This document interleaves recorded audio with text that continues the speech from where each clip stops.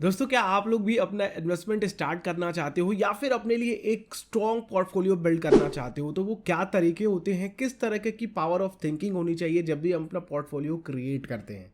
देखिए दोस्तों, अगर हम लोग बात करते हैं इन्वेस्टमेंट की, चाहे वो इक्विटी में हो, चाहे फिक्स डिपॉजिट कर रहे हो, चाहे बॉन्ड्स कर रहे हो, क्रिप्टो करेंसी कर रहे हो, रियल एस्टेट कर रहे हो, गोल्ड सिल्वर किसी में भी इन्वेस्टमेंट कर रहे हो, दोस्तों आप लोगों को पता होना चाहिए कि आप लोगों का पोर्टफोलियो किस तरीके से और कैसे डिस्ट्रीब्यूट होना चाहिए। मैं आप लोगों को अपना भी एक एग्जाम्पल बताऊंगा जिसके थ्रू आप समझ सकते हो कि किस तरीके का एक स्ट्रॉन्ग इन्वेस्टमेंट पोर्टफोलियो हो सकता है जो कि हमें एक रेगुलर रिटर्न निकाल करके दे सके। नमस्कार दोस्तों, मैं हूं रवि और पिछले 8 सालों से मैंने इक्विटी और इन्वेस्टमेंट और पर्सनल फाइनेंस से रिलेटेड बहुत कुछ सीखा है, समझा है और आप लोगों को उसके रिलेटेड वीडियोस भी दी हुई हैं। तो चैनल पे जाकर के आप लोग जरूर देखिएगा और अगर आप लोग चैनल पे नए हैं, आगे भी इस तरह की वीडियोस आप लोगों तक आती रहेंगी। सब्सक्राइब कर लीजिएगा और बेल आइकन को जरूर क्लिक कीजिएगा जिससे कि वो वीडियोस आ सके। अगर हम लोग बात करते हैं कि इन्वेस्टमेंट पोर्टफोलियो होता क्या है, तो देखिए डिफरेंट एसेट क्लास, जैसा कि मैंने आप लोगों को बताया, इक्विटी, बॉन्ड्स, फिक्स डिपॉजिट जैसे इन्वेस्टमेंट्स या फिर क्रिप्टो करेंसी या फिर रियल एस्टेट, गोल्ड, सिल्वर, इस तरीके के ऑप्शंस को चूज करते हैं आप,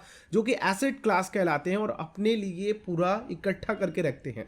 परसेंटेज ऑफ डिस्ट्रीब्यूशन आप तैयार करते हैं कि हमारा यहाँ पे इस तरीके का पैसा होगा जो आप लोगों के शॉर्ट टर्म गोल और मीडियम टर्म गोल्स को पूरा करते हैं। तो यही एक पूरा पोर्टफोलियो क्रिएट होता है जिससे कि आप लोगों को आपके अकॉर्डिंग समझ में आता है कि हमें कहाँ और किस तरीके से इन्वेस्ट करना है। तो दोस्तों, इसको मैंने 5 तरीके से डिस्ट्रीब्यूट किया है जिसकी मदद से आप लोग अपने लिए एक स्ट्रॉन्ग पोर्टफोलियो क्रिएट कर सकते हैं। सबसे पहली चीज जो आप लोगों को ध्यान रखना है वो ये है कि आप लोगों का गोल क्या है। बिना गोल के आप लोग इन्वेस्टमेंट मत करिएगा, वरना वो स्ट्रॉन्ग पोर्टफोलियो कभी क्रिएट नहीं हो पाएगा जो आप लोगों को आपके हिसाब से या फिर आप जो सोच रहे हो उससे बेहतर रिटर्न निकाल करके दे सके। देखिए, गोल कई तरीके के होते हैं। 3 गोल कैटेगरीज आप लोग डिसाइड कर सकते हैं: medium term goal, short term goal और long term goal. Medium term goals होते हैं दोस्तों जो कि 1 साल से ऊपर के होते हैं और 5 साल के बीच में होते हैं। शॉर्ट टर्म गोल्स होते हैं जो कि 1 साल तक होते हैं और लॉन्ग टर्म गोल होते हैं जो 5 साल से ज्यादा के गोल्स आप क्रिएट करते हो। जैसे कि मैं एग्जांपल के थ्रू आपको समझाना चाहता हूं कि मुझे इस साल एक कार खरीदनी है। आपके पास 10 लाख रुपए है, आपको 50 लाख की कार खरीदनी है, तो आप सोच रहे हो कि भैया मुझे डाउन पेमेंट तक का एक बढ़िया अच्छा खासा अमाउंट क्रिएट हो जाए। तो आप ऐसा करोगे, कुछ पैसे निकाल करके आप आरडी खोल लोगे 1 साल के लिए या फिर कुछ डेट फंड पे अपना पैसा डालोगे, जिससे कि आप लोगों के दिमाग में ये परसेप्शन रहेगा कि मुझे इसी साल खरीदनी है तो मुझे 10 लाख रुपए और चाहिए। तो आप वो 10 लाख रुपए इकट्ठा करोगे और आप ऐसे इंस्ट्रूमेंट में नहीं डालोगे जो आपका पैसा लॉक कर डाले। ठीक है, तो आप लोग अगर गोल बना करके इन्वेस्टमेंट करते हो ना, तो आप अपना पैसा सही जगह डालते हो और सही तरीके का रिटर्न भी निकल करके आता है। उसी तरीके से हम अगर लॉन्ग टर्म गोल्स की बात करें तो आप मान लो कि रिटायरमेंट प्लानिंग कर रहे हो, आप 30 साल के हो, आप सोच रहे हो कि 60 साल पे मुझे रिटायरमेंट लेनी है या फिर मुझे फाइनेंशियली फ्री होना है, तो मुझे इतने फंड की जरूरत पड़ेगी। आप पूरा इन्फ्लेशन वगैरह सब कैलकुलेट करते हो, फिर आप सोचते हो कि भैया अब मुझे एसेट क्लास डिसाइड करना है कि कहाँ पे किस तरीके का एसेट क्लास मेरे लिए बेस्ट होगा। उसी में दोस्तों, अगर मैं बात करूं एसेट क्लास की, तो दूसरी चीज जो आती है वो होती है आपकी रिस्क टॉलरेंस, यानी कि आप कितना रिस्क ले सकते हो, आप कितना पैसा गंवाने को तैयार हो। यानी कि दोस्तों, मैं मान लेता हूं कि मैं 30 साल का हूं और मेरे सामने एक रिटायरमेंट गोल है, तो मैं सोचूंगा कि मेरे पास 10 से 20 करोड़ रुपए का फंड इकट्ठा रहे तो फिर मेरी जिंदगी आराम से कट सकती है आने वाले 30 साल के बाद। तो मैं देखूंगा कि भैया मेरी इनकम तो 1 लाख रुपए है, मेरी इनकम 2 लाख, 5 लाख, इस तरीके की इनकम जो भी आपकी आ रही है, 50,000 जो भी आ रही है, तो आप सोच रहे हो कि अगर मैं इसको रिकरिंग डिपॉजिट में डालता हूं या फिर पीपीएफ में डालता हूं तो मुझे तो उस तरीके का रिटर्न नहीं आने वाला है। तो मेरे सामने अलग ऑप्शंस हैं, जैसे कि मैं अपना पैसा रियल एस्टेट की तरफ डिस्ट्रीब्यूट कर सकता हूं, इक्विटी की तरफ डाल सकता हूं, मैं कुछ ऐसे एसेट क्लास क्रिएट कर सकता हूं जो कि मुझे रेगुलर इनकम बढ़ाए। या फिर दोस्तों, अगर आप लोगों को लगता है कि इतना फंड है बट मेरी अभी उतनी इनकम नहीं है, तो आप अपनी इनकम बढ़ाने की कोशिश करते हो, बट आप लोगों को यहाँ पे एसेट क्लास को डिसाइड करना पड़ेगा। जैसे कि मैं रिटायरमेंट प्लानिंग की बात करता हूँ और मैं 30 साल का हूँ, तो मैं ये सोचूंगा कि मेरा ज्यादातर पैसा जो है वो इक्विटी में डिस्ट्रीब्यूट हो, जो कि अलग जितने भी एसेट क्लास है दोस्तों उनको बीट किया हुआ है, उनको आउट परफॉर्म किया हुआ है। तो मुझे लगता है कि अगर मुझे अच्छे रिटर्न चाहिए, लॉन्ग टर्म का गोल है, 20 से 30 साल मुझे इन्वेस्टमेंट को देना ही देना है, तो मैं इक्विटी की तरफ ज्यादा प्रेफर करूंगा। तो मेरा ज्यादातर इन्वेस्टमेंट इक्विटी की तरफ होगा रिटायरमेंट प्लानिंग को लेकर के। ठीक है। वहीं पे मुझे कार खरीदनी है तो मैं कुछ ऐसे एसेट्स के पास जाऊंगा जिनमें रिस्क कम हो, यानी कि ये मेरे छोटे गोल है और यहाँ पे मैं अपने पैसे को लूज नहीं कर सकता। ठीक है, मार्केट की वॉलेटिलिटी या फिर ऐसे ऑप्शंस की तरफ मैं नहीं जाऊंगा, मैं डेट सिक्योरिटीज की तरफ जाऊंगा, लिक्विड फंड्स की तरफ जाऊंगा, जो कि मुझे शॉर्ट टर्म में एक डिसेंट रिटर्न भी दे सके, जो कि 4 से 5% या फिर 6% हो, जो सेविंग अकाउंट से बेहतर हो। ठीक है, फिक्स डिपॉजिट की तरह ही हो और उस पर लिक्विडिटी हो। तो इस तरीके से आप लोगों को आपके रिस्क टॉलरेंस के अकॉर्डिंग भी अपने गोल को डिसाइड करके अपने एसेट क्लास को डिस्ट्रीब्यूट करना है। आई होप मेरी बात को ये समझ पाए होंगे आप। अब अगली चीज दोस्तों जो होती है कि आपने गोल तो डिसाइड कर लिया, आपने अपना रिस्क भी डिसाइड कर लिया, अब आप लोगों को सोचना है कि भैया हमें लॉन्ग टर्म में जाना है तो हम टैक्स प्लानिंग भी करें, या फिर हम ये सोच रहे हैं कि हमारा जो इन्वेस्टमेंट्स होना चाहिए वो एक फ्रीक्वेंसी में होना चाहिए, या फिर इस तरीके की चीज़ें जो आप लोगों के इन्वेस्टमेंट्स को और निखार सके, आपके पोर्टफोलियो को और चार चांद लगा सके। तो इसको इम्प्रूव करने के लिए आप अपने इन्वेस्टमेंट को कैटेगराइज कर सकते हैं। जैसे कि एक सैलरीड पर्सन की हम बात करते हैं तो उनको टैक्स सेविंग इन्वेस्टमेंट्स की तरफ जाना काफ़ी ज़्यादा अच्छा लगता है, और सभी को अच्छा लगता है दोस्तों, क्योंकि उनको अपनी इनकम पे टैक्स नहीं देना है। तो वो अलग अलग सेक्शंस हैं, उनके अंतर्गत वो इन्वेस्ट करेंगे और सेव करेंगे। तो आप देखोगे कि एटीसी का कौन सा ऑप्शन है। एटीसी में आपके सामने पीपीएफ है, आपके सामने ईएलएसएस है, और भी अदर इंस्ट्रूमेंट हैं जैसे कि इंश्योरेंस है। और आप सोचोगे कि कहां कहां से हम टैक्स बचा सके और इस तरीके के हमारी गोल भी क्रिएट हो सके। अब इसी में दोस्तों मैं आप लोगों को देना चाहता हूं डाइवर्सिफिकेशन। ये बहुत ही ज्यादा जरूरी है। जब भी आप लोग अपने एसेट को एलोकेट करो, हर एसेट क्लास में आप लोगों को डाइवर्सिफिकेशन रखना बहुत जरूरी है। जैसे कि दोस्तों आप लोग एफडी भी कराते हो ना, तो आप लोगों को एफडी भी केवल एक ही जगह पे और एक एफडी नहीं खोल करके रखनी है। आप लोगों को उसको अलग अलग बैंक में कर सकते हैं। जैसे कि मान लीजिए कि आपके पास 50 लाख रुपए हैं, उसकी एफडी करना चाहते हैं, तो ये मत करिए कि आप लोग 50 लाख रुपए उठा करके फलाना बैंक में 50 लाख की एफडी खोल दी। आप ये कर सकते हो कि 10 लाख रुपए, 20 लाख रुपए, या फिर दूसरे बैंक में, 3 बैंकों में डिस्ट्रीब्यूट कर सकते हो, या फिर 2 बैंकों में, या फिर सेम बैंक में आप लोग अलग अलग एफडी खोल सकते हो।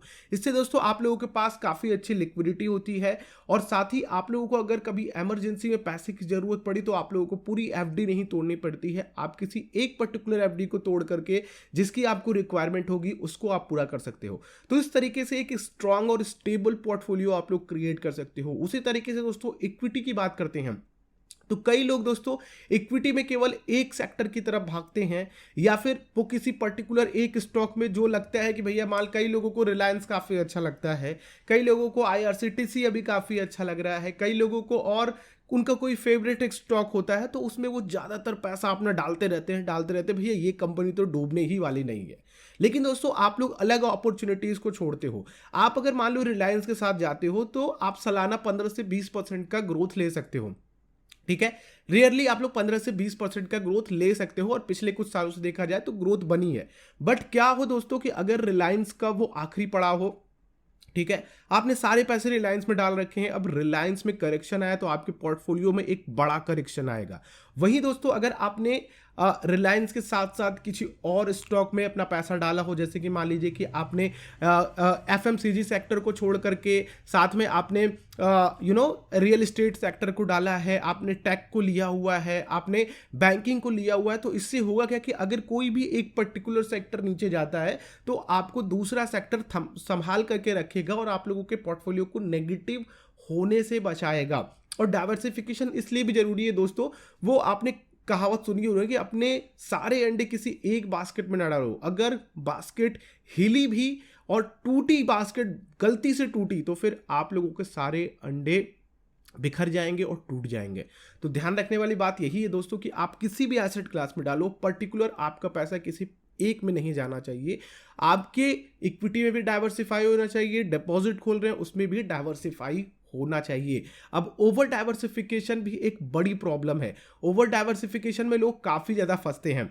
अब जैसे मान लीजिए कि अब उनको इक्विटी में इन्वेस्टमेंट करना है। दोस्तों मैं आपको बता दूं कि ओवर डाइवर्सिफाइड मैंने एक पोर्टफोलियो देखा था, मैं आप लोगों को किसी और वीडियो में वो पोर्टफोलियो दिखाऊंगा। बट ओवर डाइवर्सिफिकेशन का मतलब क्या होता है कि आपने मान लीजिए कि इक्विटी म्यूचुअल फंड में इन्वेस्टमेंट किया, आपको एसबीआई का ब्लू चिप फंड अच्छा लगा, आपको एचडीएफसी का ब्लू चिप फंड अच्छा लगा, तो उन्होंने, जिनका मैं पोर्टफोलियो बता रहा हूं, उन्होंने 6 ब्लू चिप फंड अपने इन्वेस्टमेंट पोर्टफोलियो में डाल रखे थे।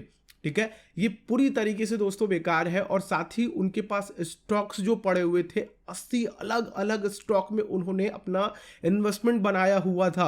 और मैं आपको बता दूं, उनको किसी भी तरह का रिटर्न नहीं आ रहा था, क्योंकि कोई लॉस में है तो कोई बहुत अच्छे रिटर्न निकाल करके दे रहे हैं, या फिर कोई निल है। उनको ओवरऑल रिटर्न दोस्तों मैं आपको बता दूं, इन पूरे पोर्टफोलियो में 6 ब्लू चिप फंड और 80 डिफरेंट स्टॉक्स केवल और केवल उनको -3% का नेगेटिव रिटर्न दिखा रहे थे, क्योंकि उन्होंने अपने पोर्टफोलियो को ओवर डाइवर्सिफाई कर रखा था। तो ये गलती आप लोग कभी मत करिएगा, वरना आप लोगों का वो जो स्ट्रॉन्ग पोर्टफोलियो के लिए वीडियो देख रहे हैं वो कभी नहीं हो पाएगा। वैसे दोस्तों, स्ट्रॉन्ग पोर्टफोलियो क्रिएट करने के लिए आप लोगों को बहुत चीजें देखनी चाहिए, बट ये जो 4 चीजें मैंने बताई हैं वो बहुत जरूरी है, इनको आप लोग फॉलो कीजिएगा। और भी चीजें हम लोग किसी और वीडियो में बात करेंगे। और ये आखिरी चीज दे रहा हूं इस वीडियो की, वो है कि आप अपने पोर्टफोलियो को हमेशा ट्रैक करते रहो। ऐसे बहुत सारे मार्केट इंसिडेंट आते हैं, या फिर आपकी लाइफ में ऐसे बहुत सारे इंसिडेंट होते हैं जिनको ध्यान में रख करके आप अपने पोर्टफोलियो में फेरबदल कर सकते हो। आपको मार्केट की वॉलेटिलिटी का भी ध्यान रखना होगा। मार्केट की वॉलेटिलिटी इसलिए कह रहा हूं दोस्तों, क्योंकि देखिए, आप लोगों को डिपॉजिट वगैरह में इन्वेस्टमेंट कर रहे हैं, अपना पोर्टफोलियो वहां पे बनाए हुए हैं, तो उसमें आप क्या ही कर सकते हो। अगर रेट बढ़ा है, अगर आपने तुरंत खोला हुआ है और मान लीजिए 1% रेट बढ़ गया है डिपॉजिट, तो आप उसको बंद करके दोबारा से वो डिपॉजिट खोल सकते हो। लेकिन अगर हम इक्विटी की बात करते हैं, तो मार्केट में अगर वॉलेटिलिटी है तो या तो ऊपर की तरफ है या तो नीचे की तरफ है। तो वहां पे आप लोगों को ये भी देखना होगा कि जो भी आउट परफॉर्म कर रही हैं स्टॉक्स, उनको आप निकाल सकते हो। अंडर परफॉर्म स्टॉक्स को, जो भी अंडर परफॉर्मिंग स्टॉक है, उनमें आप अपना इन्वेस्टमेंट कर सकते हो। मार्केट आप लोगों को अपॉर्चुनिटी देता है, जरूरी नहीं केवल आप लोगों को इन्वेस्ट ही करना है, आपको वहां से निकलना भी होता है। तो ऐसी अपॉर्चुनिटी को भी आप लोगों को देखना होगा कि आप लोगों को कब वहां से निकलना है, कब चीजों को बाई करना है। जैसे कि दोस्तों, कुछ एग्जाम्पल के थ्रू हम बात करते हैं कि कब आप लोगों को अपने पोर्टफोलियो को देखना चाहिए और उसको रीबैलेंस करना चाहिए। देखिए, जैसे कि मान लीजिए कि आपकी शादी हो रही है, तो आपके ऊपर एक अलग जिम्मेदारी आ जाती है, तो वहाँ फिर आप लोगों को अपने पोर्टफोलियो को जरूर देखना चाहिए। हो सकता है कि आप लोगों को और अपना इन्वेस्टमेंट ऐड करना पड़े, या फिर आप लोगों के ऊपर एक एक्स्ट्रा खर्चा आ रहा है, तो आप लोगों को अपना कुछ इन्वेस्टमेंट कम करना पड़े। फिर आप लोगों के बच्चे होते हैं, आप लोगों के डाइवोर्स होते हैं, ये डाइवोर्स चीज़ें होनी नहीं चाहिए, बट मैं अगर बता रहा हूँ होती है, तो ये भी एक लाइफ इंसिडेंट है जो कि आप लोगों के लाइफ को, आप लोगों के पॉकेट को काफ़ी ज़्यादा इफेक्ट करता है। तो ये सारी चीज़ें होती हैं, तो आप लोगों को एक बार अपने पूरे पोर्टफोलियो को, अपनी रिक्वायरमेंट को जरूर सोचना चाहिए और उस हिसाब से अपने पोर्टफोलियो को रीबैलेंस करना चाहिए।